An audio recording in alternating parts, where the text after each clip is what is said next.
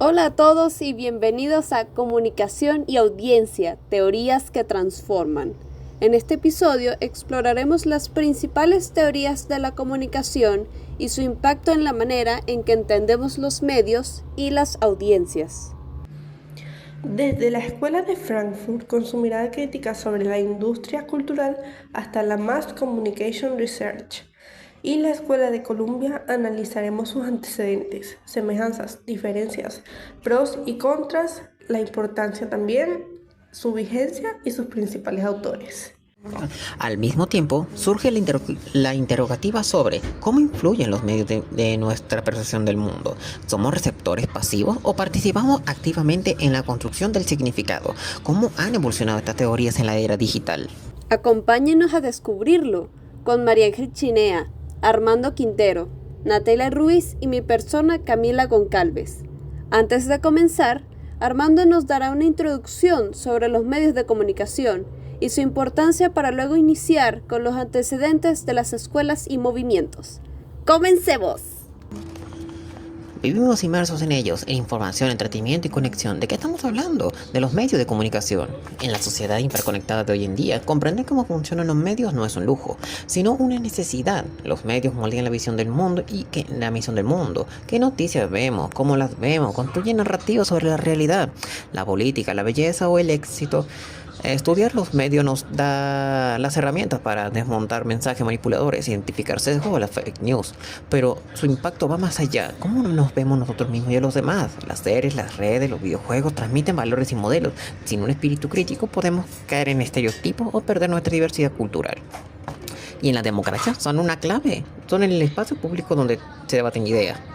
Pero también se pueden polarizar o silenciar voces, quién los controla o cómo funcionan los algoritmos de Internet, en esencial para ejercer una ciudadanía activa y exigir transparencia. El derecho a la información de calidad depende de ello. Se conoce como Escuela de Frankfurt a un grupo de investigadores que se adherían a las teorías de Hegel, Marx y Freud, y cuyo centro estaba constituido en la Universidad Goethe de Frankfurt en 1923. Se les consideraba representantes de la teoría crítica que allí se fundó. Su objetivo en términos generales fue alcanzar el desarrollo social de la sociedad y de la nación por métodos alternativos. La escuela aspiraba a identificar en una teoría la totalidad de condiciones sociales y exponer así la necesidad de cambiarlas. La escuela, de carácter interdisciplinario, abarca estudios que van desde aspectos sociales y económicos hasta los culturales. Con ella se pone en crisis el concepto de razón y la teoría tradicional para dar paso a la denominada como teoría crítica. Sus principales exponentes fueron Theodor Adorno, Walter Benjamin, Max Horkheimer, Herbert Marcuse, Jürgen Habermas, Oskar Nid o Hermann Schpenhausen, Erich Fromm, Albert Welmer y Axel Honneth, entre otros. Pero tengo una duda, ¿a qué se le denomina teoría crítica? ¿Sí es una teoría como tal? Sí, la denominada teoría crítica se considera la obra principal de esta escuela de la colección de ensayos Dialéctica de la Ilustración. En esta teoría, Horkheimer y Adorno argumentaron que la cultura bajo el capitalismo se ha convertido en una mercancía producida y distribuida masivamente para satisfacer las necesidades del mercado, en lugar de promover el pensamiento crítico y la emancipación. Asimismo, la Mass Communication Research, o investigación en comunicación en masas, es un campo académico que se enfoca en el estudio de los procesos de comunicación a gran escala. Este campo examina cómo se producen, distribuyen y consumen los mensajes mediáticos, así como su impacto en la sociedad y la cultura. Surge en los Estados Unidos con el término que pretende sintetizar los estudios sobre comunicación bajo el propósito principal de analizar mensajes emitidos por los medios de comunicación masivos y sus efectos en la audiencia, tal y como señalan sus dos principales referentes, Felix Lafargue y Robert King Merton. El origen de esta corriente puede ubicarse hasta comienzos del siglo XX, en el marco del New Deal de Roosevelt. Este era un programa intervencionista que contenía una serie de reformas para luchar contra las consecuencias que había dejado detrás de sí la Gran Depresión. Ajá, ok, pero ellos no habían hecho una investigación sobre las masas y una teoría que lo respalda. Así es. La investigación dio lugar a la teoría de la aguja hipodérmica que dice que los individuos son, en efecto, una masa que recibe de forma pasiva los mensajes de los medios de comunicación masivos. Se atribuye principalmente a Harold Laswell, aunque no la formuló como una teoría completa en sí mismo y fue analizada por varios autores posteriormente.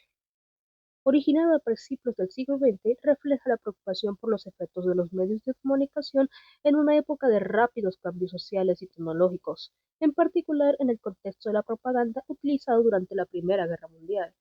La teoría ha sido ampliamente descartada por los académicos por simplificar excesivamente el comportamiento de la audiencia e ignorar las complejidades de las influencias individuales y sociales en el consumo de medios. Posteriormente, como alternativa se desarrolló la teoría de los dos escalones o comunicación en dos etapas. Originalmente, el propósito del estudio se centró en la campaña electoral presidencial y el proceso de toma de decisiones de la ciudadanía. Los investigadores buscaban determinar en la práctica si los mensajes de los medios masivos influyen directamente en la decisión del voto de la ciudadanía. Sorprendentemente descubrieron que los mensajes de los medios, como la radio y la prensa escrita, tienen una influencia mucho menor en el comportamiento electoral que la comunicación informal y personal. Con base a estos datos, Katz y Paul Lafargue desarrollaron la teoría de la comunicación de flujo en dos pasos. Dicha teoría examinaba que las influencias transmitidas por los medios de comunicación las daban primero a los líderes de opinión y que estos posteriormente transmiten lo que oyen y leen a los grupos próximos y los cuales tienen una cierta influencia en la vida cotidiana. La hipótesis de dos pasos no describe adecuadamente el proceso de aprendizaje. Lafargue y sus colaboradores en el estudio electoral de 1940 no pudieron determinar el flujo específico de influencia. Otros investigadores han demostrado evidencia sustanciante que la información inicial de los medios de comunicación masiva influye directamente en la gente en general y no es transmitida por líderes definidos. Aún así, hoy en día, la mayoría de las investigaciones publicitarias se basan en esta teoría. En particular, el papel de los líderes de opinión, tanto en la sociedad como en el hogar, contribuyen a mejorar el mercado con menor esfuerzo. ¡Wow! No sabía que de esa investigación iba a surgir la teoría hipodérmica, o de la existencia de la teoría de la comunicación de flujo de dos pasos. Gracias por tu increíble aporte, Natalia. Y ahora con ustedes, María Ángel con el análisis de contenido y el análisis morfológico. Muchas gracias, Camila. Bueno, la historia del análisis de contenido se remonta a la Primera Guerra Mundial, como instrumento para el estudio de la propaganda política difundida en los medios de comunicación, teniendo como principal referencia en esa época a la obra de Harold Laswell, Propaganda in the World War, de 1927. En la Segunda Guerra Mundial fue utilizado en el análisis de periódicos con el fin de detectar indicios de la propaganda nazi en los medios de comunicación norteamericanos, destacando la obra de la responsabilidad colectiva de Laswell y Leites, titulada Lenguaje de los políticos, en 1949. A partir de ese entonces, con más o menos vacilaciones de carácter epistemológico y metodológico, buscando frecuentemente reforzar el carácter cuantitativo. El análisis de contenido se ha aplicado a muchos campos de las ciencias humanas, tales como lingüística, antropología, psicoanálisis y psicología clínica, también historia, etc. Esta tendencia está consagrada y desarrollada a partir del Congreso de Alberton House, que tuvo lugar en 1955. ¿Y su enfoque era lingüístico o cómo era? Bueno, depende del enfoque desde cual lo abordes, porque puede ser lingüístico o metodológico. Ah, ok. Sí, Armando. Por ejemplo, si partimos desde el enfoque lingüístico, Aristóteles, Dionisio de Tracia y Prisciano empezaron a clasificar palabras según funciones, nombre, verbo, etc., base para estudiar su forma. En la Edad Media y Renacimiento, los estudios se centraron en la gramática latina y luego en otras lenguas. La morfología aún no se conceptualizaba como disciplina autónoma. En los siglos XVIII y XIX, lingüistas como Franz Bopp y Jacob Grimm empezaron a estudiar las variaciones morfológicas entre lenguas indoeuropeas. Y posteriormente, en el siglo XX, Leonard Bloomfield definió el morfema como la unidad mínima con significado. O sea, que los antecedentes varían si el enfoque es lingüístico o metodológico. Correcto, Armando. Análisis morfológico desde el enfoque metodológico, su origen se remonta en las décadas de 1940 a 1950. En 1948 a 1967, el astrónomo y físico suizo Fritz Zwicky introduce el análisis morfológico como una técnica formal para explorar todas las posibles soluciones a un problema multidimensional no cuantificable. Por último, en las décadas de 1960 a 1980 ocurre la expansión en ingeniería y tecnología. Muy interesante. Bueno, gracias por tu aporte, María Ángel. Y continuamos con Camila explicando sobre el estudio de público y posiblemente la educomunicación. Gracias, Armando. El estudio de público es el análisis de los diferentes grupos que conforman una audiencia, en donde se consideran sus características, opiniones, comportamientos y percepciones para comprender cómo se relacionan con los mensajes y el cómo responden a ellos. En el siglo XIX, con el surgimiento de los medios de comunicación de masas, comienzan a hablar de público como una entidad amplia y diversa. Pensadores como Gabriel Tarde se enfocaron en la influencia de los medios en la información pública. En el siglo XX, la Escuela de Chicago estudió las ciudades modernas y sus fenómenos sociales, incluyendo la influencia de los medios en la opinión pública y en la cultura. Entre 1920 y 1930, uno de sus antecedentes clave es la teoría hipodérmica. En 1940, la teoría de los efectos limitados reconoce que los medios no tienen un efecto directo y uniforme en todos los individuos. Destaca que la importancia de factores como la predisposición, la influencia de grupos sociales y la elección de la información por parte del público. Posteriormente, en 1970, la agenda setting se centra en cómo los medios de comunicación, al seleccionar y priorizar ciertos temas, influyen en la percepción que el grupo tiene sobre la importancia de dichos temas. Y en la misma década, la teoría de la recepción se enfoca en cómo los receptores interpretan los mensajes, considerando sus propios conocimientos, experiencias, contextos sociales y culturales. A continuación, vamos a cederle la palabra a Armando para que nos cuente sobre el marketing como clave de aproximación a las audiencias. Muchas gracias, Camila, por ese aporte magnífico. El marketing moderno transformó cómo entendemos las audiencias. Para Philip Kotler, padre del marketing estratégico, las audiencias son consumidores, su gran aporte. La segmentación y el targeting, claves para conectar productos con necesidades específicas. Kotler enseñó a dividir mercados en grupos homogéneos, llamados segmentación, para enfocar esfuerzos. El targeting. McQuill, teórico de medios, añadió una mirada crítica. Esta visión reduce a las personas a datos de consumo. Audiencia compleja se convierte en nichos para mensajes comerciales. Interesante. Por último, pero no menos importante, la educomunicación es un campo interdisciplinario que une la educación y la comunicación, el cual busca comprender cómo los procesos comunicativos impactan en el aprendizaje y el cómo la educación puede aprovechar los medios de comunicación para un aprendizaje más efectivo. En 1950 comenzó la educomunicación en distintos países bajo diferentes nombres. En Estados Unidos se llamaba Media Literacy y en Reino Unido Media Communication. En 1970 fue la creación de organizaciones no gubernamentales enfocados en el estudio de los medios y la comunicación.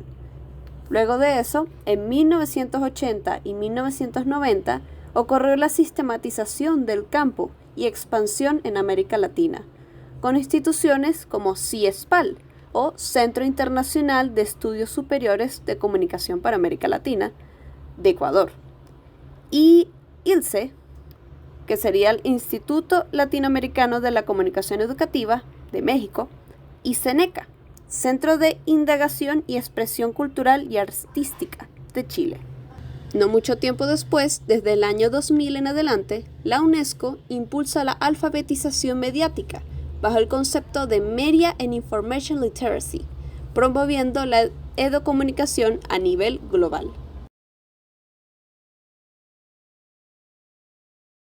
Los filósofos de la teoría crítica defienden que no existe la imparcialidad, es decir, a pesar de la posible fachada de objetividad que defiende la teoría tradicional, Esta no es más que una apariencia que en realidad esconde intereses ideológicos. El problema de estas teorías es que debido al contexto sociocultural heliocentrista y colonialista de los autores, es difícil trasladar sus pensamientos a otras sociedades. A pesar de esto, el análisis crítico sigue siendo relevante para entender la manipulación y la influencia de los medios de comunicación en la sociedad contemporánea. Bueno, las similitudes que yo encuentro entre el análisis de contenido y el análisis morfológico es que ambos son métodos de análisis que se aplican a datos comunicativos, ya sea texto escrito, audio, video, entre otros. Pueden ser utilizados en diversas disciplinas como lingüística, comunicación, psicología, entre otras más, y buscan extraer información valiosa de los datos para comprender mejor el fenómeno estudiado. Para ser honesto, yo pensaba que ambos análisis eran lo mismo, debido a sus similitudes. Si bien son muy parecidos entre sí, la realidad es que son muy diferentes. El enfoque del análisis de contenido se enfoca más en el significado y los temas presentes en el contenido, mientras que el análisis morfológico se enfoca en la forma y la estructura de las palabras. El método de análisis de contenido puede utilizar tanto métodos cuantitativos como cualitativos, mientras que el análisis morfológico es principalmente cualitativo, centrado en la clasificación gramatical de las palabras. Y por último, la profundidad del análisis de contenido puede llegar a niveles más profundos de interpretación y comprensión del significado, mientras que el análisis morfológico se centra en la forma superficial de las palabras. Me gustaría agregar otra diferencia. El análisis de contenido interpreta los mensajes mediáticos, mientras que el marketing busca influir en el consumo. Esa es buena. Las semejanzas que he encontrado del estudio público ha sido entre la Escuela de Frankfurt y su análisis en el impacto de los medios en la sociedad, o el marketing y el interés mutuo por la segmentación de audiencias y recepción de mensajes. Sin embargo, surgen diferencias entre la Mass Communication Research y el dilema del papel de la audiencia, ya sea como partícipe activo o pasivo, o el análisis de contenido y la examinación de material audiovisual o en la interacción entre medios y la audiencia. Por último, en la educomunicación se encuentran semejanzas con el análisis morfológico y en la aplicación en diversos estudios sobre medios digitales, publicidad y educación. De igual manera, se encuentran diferencias, nuevamente, con la Mass Communication Research, entre el estudio del impacto de los medios en la sociedad y en la incentivación de la alfabetización mediática.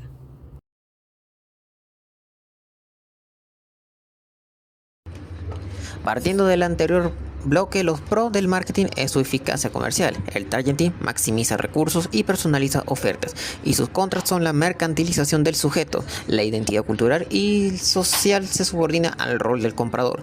Como el lector McQueen, se pierde la visión de la audiencia como ciudadanos con derechos.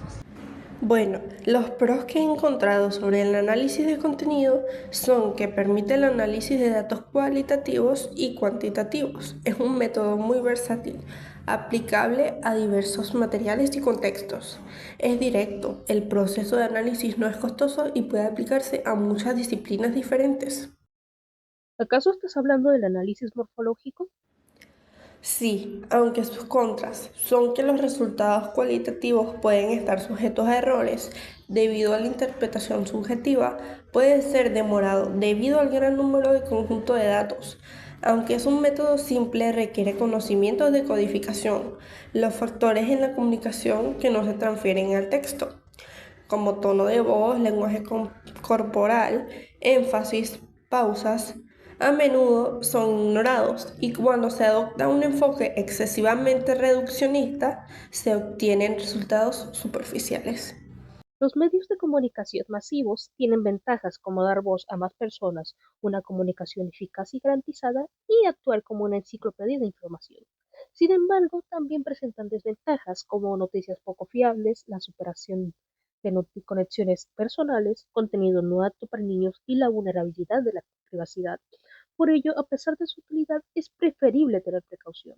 Los pros del estudio de público sería la diversidad metodológica y su aplicación en campos como el marketing, publicidad y educación.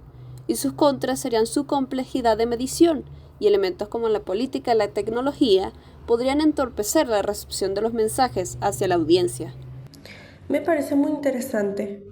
Los pros del análisis morfológico en el aspecto lingüístico es la mejora de comprensión, enriquece el vocabulario, mejora la precisión desde lo metodológico, es la exploración de soluciones, fomenta creatividad y aplica sin datos numéricos. Y los contras de ambas partes son su difícil comprensión para los principiantes, ya que algunas palabras son irregulares y generan muchas combinaciones, pero no prioriza soluciones. Requiere buena definición de variables. Por último, quiero agregar que los pros de la educomunicación son la promoción de la participación activa del público y la aplicación a la educación. Sin embargo, sus contras se presentan en la dificultad de implementación y su dependencia de la tecnología. Bueno, Camila, ¿realmente los medios tienen tanto poder sobre la audiencia o somos más críticos de lo que creemos? Buena pregunta. Depende del contexto y de cómo cada persona interpreta los mensajes.